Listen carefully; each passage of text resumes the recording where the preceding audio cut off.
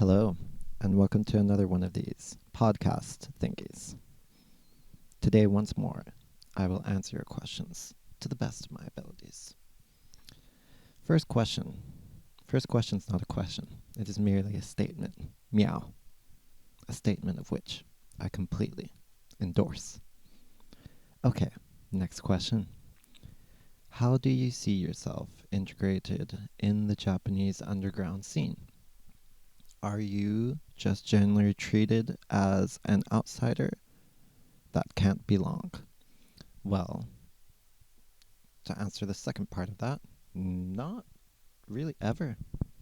The outsider thing only comes from people rarely, and it's often people who A, are not artists. Like sometimes a live house staff can be rude, but from an artist's perspective, they're merely peasants to me. And then, the only times it's come up is like really, like, dough miner, like unfamous, little fuckboys who probably don't even make their music. Like one time, I think it was a vocalist of some band at an event that Zavak got invited to play at. He like straight up said out loud like he wasn't happy foreigners were there and that fans wouldn't be happy that there's foreigners there. Like super racist. But it's always the little shits who are like of no consequence. Those types are like full of complexes. All the like really famous people that I'm friends with are always super chill. They respect me a lot, especially because I've like studied everything and that I've come from a different country. I've come so far that I've like given my whole life to this. So it's always really a thing of respect. Even like sometimes I'd been worried like fans like of other bands, like sometimes maybe they'd be like weird about it, but it's never been a problem. It's always been a plus. It's always helped me out. So to answer the first part of that, how do you see yourself integrated in the Japanese underground scene? I think I've set a precedent. Oh God, I haven't used English all day today. Sorry. So a precedence of making everything from scratch, using real drums, using things, art, designs made by hand, which is not that common these days. Everyone's using fake drums, and they're using like stock photos even sometimes I see, or like really bad digital designs. Like, so I think lots of people that I talk to, like, they seem to respect me for that.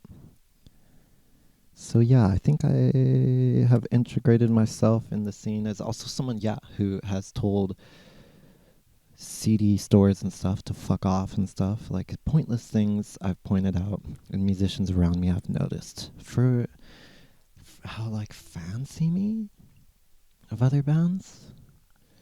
I don't know, it's that foreign guy that they see all the time. Like, I run into that, like, people who like want to talk to me but are shy and stuff, maybe because I'm a foreigner and such. Yeah, that happens quite a few times. Like one of the guys from God, I'm having a brain fart. One of the guys from Omega Drip, yeah. He's a buddy of mine, and one of his fans after the gig was talking to him, and she was like poking him, like, introduce me and stuff. So yeah, I don't know. It's hard to be subjective, but yeah. To sum it up, that weird foreign guy who gave his life up for Visual K, and I seem to be pretty strict about like calling shit out, which normal Japanese can't, or they won't, culturally, type of thing, I guess. I hope that answers the question. It's a hard question to answer. But yeah. Yeah, again, the second part, it's only the like really nasty like people who haven't done anything of note who have been like racist. All the like really famous people like I've met from like X Japan or Luna Sea or Darren Gray or Hide with Spread Beaver, etc. Like they've always been super chill to me. Okay. Next question. Is all the graphic design done on your own? They are truly brilliant. PN face emoji. If so, could you please tell us how you design them or share some story when working on them? Another PN emoji. PN emoji being, I guess, with a puppy dog? Puppy dog face emoji type of thing? Okay, so yes, I do all the design myself.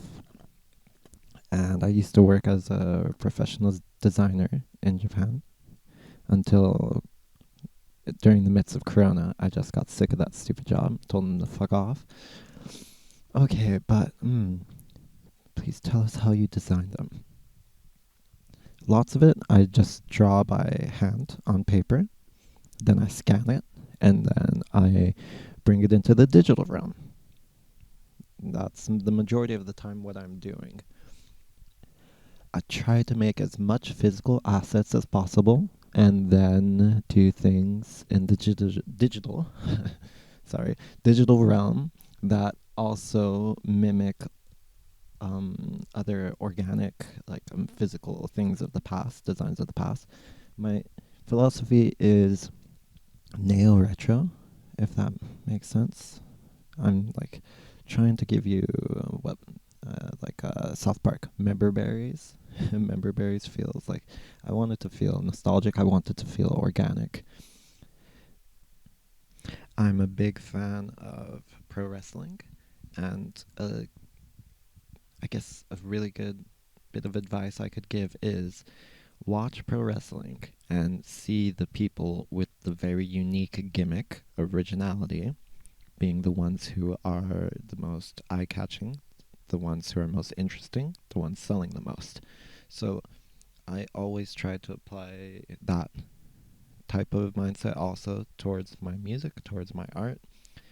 Try to be extremely original, set myself apart from everyone else, while also being artistically sound to what I want to do with presenting my worldview. So yeah, I grew up around seeing lots of early 90s, late 80s, and other like organic artwork. So like how the print grain, the film grain is on the art. I try to apply that to my art and set it apart from all the digital, I guess you could say, fake type of stuff. But of course, there's really good digital art too. But I'm trying to present myself in a kind of organic. This is really art. It's not some plastic crap, some idol group type of visual kei thing, I guess you could say. If you like that stuff, that's cool. But for me, for making my art, I want to present things in an organic way. And I hope that you've felt that, and that's why you asked that question. Okay, next question. Let's see what we got. Oh, Google is acting up. Let's see. Okay. For some reason, my computer went into airplane mode. I'm not on an airplane, though life feels like I'm flying around sometimes. Let's reconnect real quick. Okay, it's connected. Let's reload these questions that you guys gave me. Okay, next question.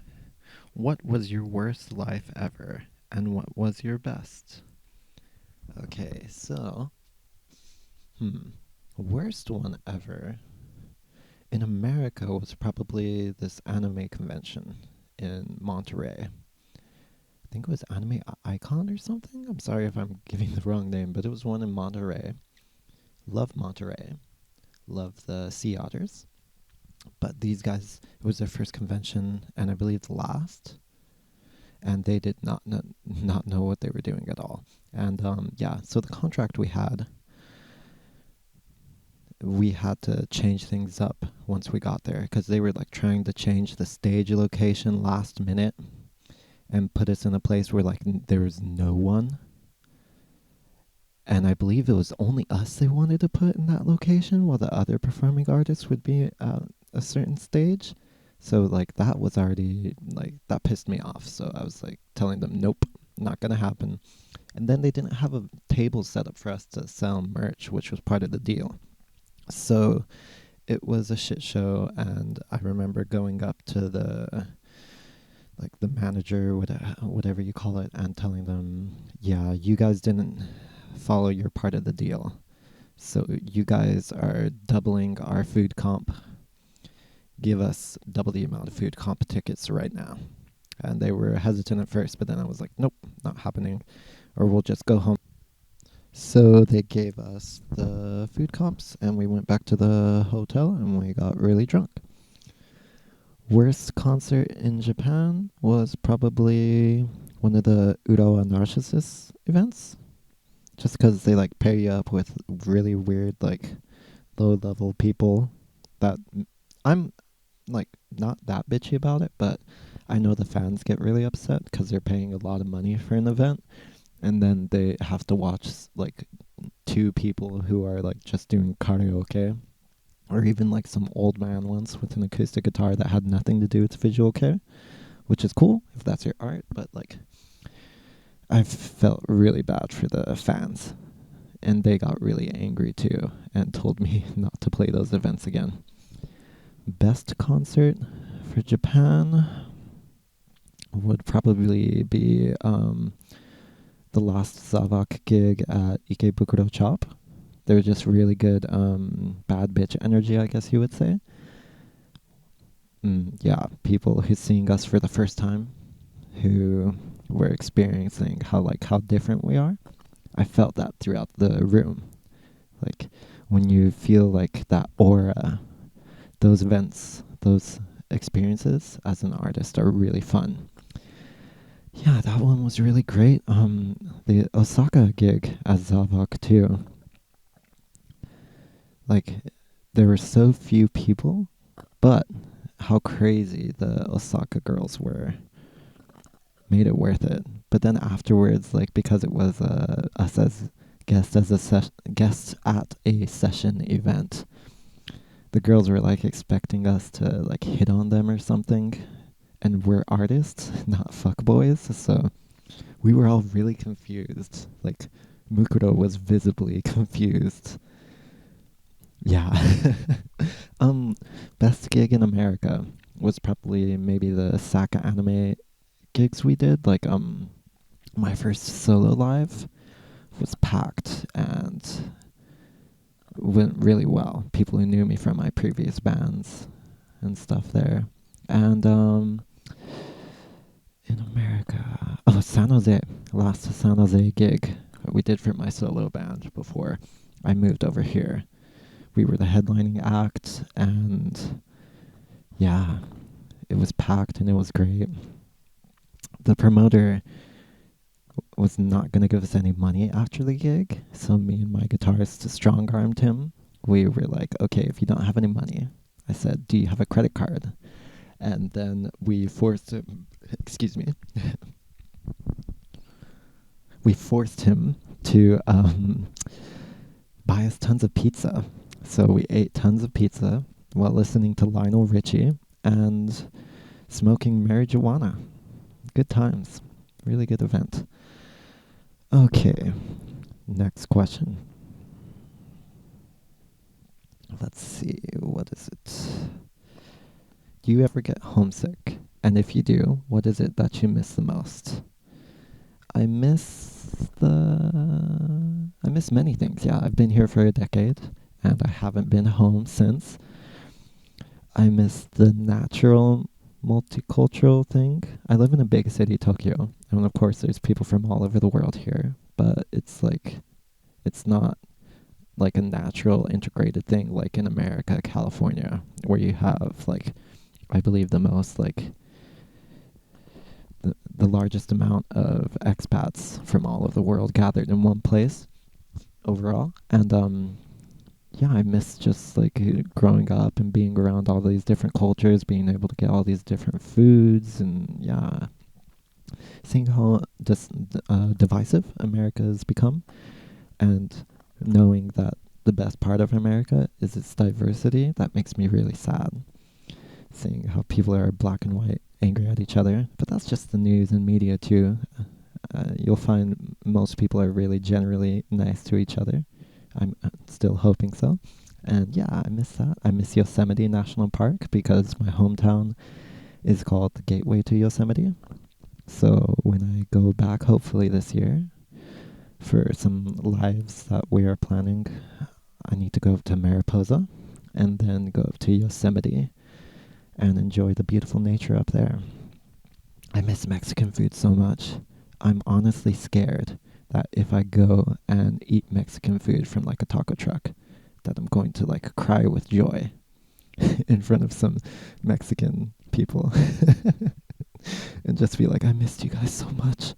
I also miss the really good marijuana, the devil's lettuce, because California has really good stuff like that. And it's illegal in Japan, and I'm not about to get arrested for enjoying something that's better for me than drinking a beer. Yeah, so I miss those things. Miss friends and family, of course. Okay, next question. If you could have a superpower, what would it be?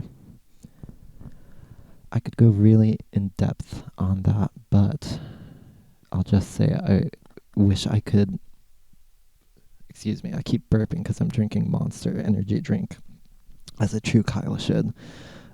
I wish I could conversate with animals. If I could speak with animals, that would be amazing. Okay, next question. What is your advice to people starting to play the guitar? Also, thank you for the scales you posted on Twitter. Thank you for enjoying that, and I hope it helped. Yeah, learn those. I think I only put one scale up, right? Learn all the scales, learn all the modes, like Aeolian, Dorian, Mixolydian, Ionian, Dorian, Lydian, all that stuff. Learn those. Music theory is not that complicated. It doesn't have to be. You just learn those patterns, use those patterns, and make some music out of it. Learn the scales all across the guitar neck, bass neck. Know where each position is. It's not that hard, and it will make things a lot easier. Also, focus on your right hand. Lots of people don't focus on the right hand. Learn funk. Learn like groove. Learn to make your right hand touch. Rhythmic and responsive. Focus on that. Lots of people don't, and the right hand is the most important thing, honestly. More so than the left, I would say. Okay, I hope that helps. Do your best. Next question. Have you ever been starstruck? No. Like I mentioned before, my grandfather is a professional musician, professional drummer who toured around the world in the 80s, and he was also house drummer for the MGM Grand Hotel in Las Vegas, so you can imagine he was meeting lots of famous people there. And he taught me not to act lame like that in front of famous people, because honestly, you'll make them sad in ways. You won't become friends with them. You'll just be another fan type. And they're just people too. So, yeah, him teaching me that, and all the famous people I've met, like, I've just acted really natural around them, and they seem to respect that a lot too. So, like, even some of my famous friends have asked me to take selfies with them after a few times of us hanging out, not from me asking. Even when I met like Mana recently, of course inside I was just like, oh, this is cool. I get to talk to Mana from Malice Miser. And yeah, I was just really natural about it, and he was really natural about it too, because I wasn't acting weird. So we just talked about music here. Yeah, like I never really, even like Ina from Spread Beaver and stuff, or guys from like Luna C I've met, I've never been like, oh, can I take a selfie? No, I've just always like talked to them normally about music stuff, so it's not really a big deal for me. Like, I respect them, but I'm not gonna act like an idiot. I've had people get starstruck meeting me, which is weird. It's cute. There was one girl in the countryside of Japan who, when I was living in Kanazawa, she like came up to the club I was working at, and someone mentioned that I was a visual kei musician, and she put two and two together, and she was just like, "Oh, you're that kairu?" And she was following me on Mixi. It seemed, the big Japanese social site type of thing, like Facebook or MySpace type of thing, Mixi. And she'd seen me on Visual Love Cafe, the Japanese visual kei, like television show type thing. And she got on her knees and she put like my hands in her hands and she was like, "You're amazing," and all this stuff. And I was really confused, like, why in the countryside? Why do you know me? And everyone around us too in the club was just like, "Oh, Kyle's amazing." Yeah, that was cute. But I'm just a dude too. So if you just talk to me and be chill, or if you want to be like, "Oh, you're a god," like one girl in America, she was just like, "You're like a dream to me." And in my head, I was just like, "Oh, you poor thing." I was just backstage in my Lolita dress smoking weed. Yeah, but yeah, I don't really get starstruck. But if you want to get starstruck meeting your raccoon overlord, by all means, worship at the altar. Okay, thank you for all the questions. Keep the questions coming, and I will keep on answering them. I hope you have a wonderful day, night, wherever you are. Be safe. Be cool. It's been real. It's been fun. It's been real fun. Bye, bye.